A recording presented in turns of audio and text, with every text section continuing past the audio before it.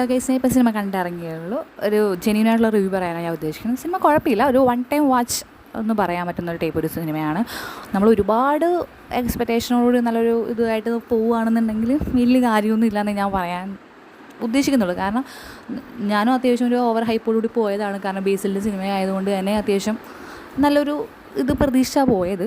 പക്ഷേ കുഴപ്പമില്ല, അല്ല ഒരു 2-3 നല്ല കോമഡീസും ഉണ്ട്.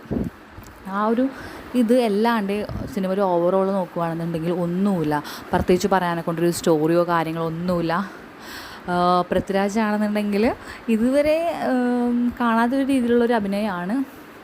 പ്രത്യേകിച്ച് പുള്ളിയുടെ ആ ഒരു സ്റ്റാർ വാല്യൂ അനുസരിച്ചിട്ട് പുള്ളി ഇപ്പോൾ ഒരു ആടുജീവിതം പോലെ നല്ലൊരു സൂപ്പർ ഹിറ്റ് സിനിമ ചെയ്തിട്ട് ഇപ്പോൾ ഇങ്ങനത്തെ ഒരു സിനിമ നമുക്ക് അത്രയും ഉൾക്കൊള്ളാൻ പറ്റില്ല. കാരണം പുള്ളി നല്ലൊരു റേഞ്ച് അത്രയും ഒരു എഫേർട്ടൊക്കെ ഇട്ട് ഒരു സിനിമ അഭിനയിച്ചിട്ട് ഇതിൽ ശരിക്കും ഒരു ഭയങ്കര ഒരു കോമഡി പോലത്തെ ഒരു ഇത്, അതും പുള്ളിയുടെ ഒരു രീതിക്ക് പുള്ളിക്കൊട്ടും ചേരാത്ത ഉള്ളൊരു വേഷമാണ്.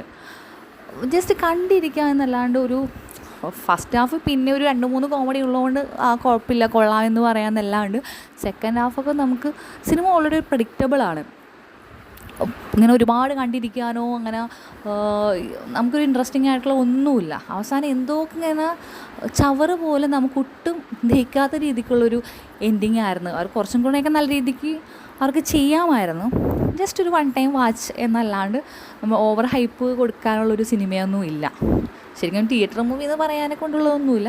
ജസ്റ്റ് വേണമെങ്കിൽ ആ ഒരു ബേസിലുള്ളതുകൊണ്ട് കാണാം എന്നല്ലാണ്ട് ഓവർ ഹൈപ്പോടുകൂടി ആരും പോയിട്ടൊരു കാര്യമില്ല.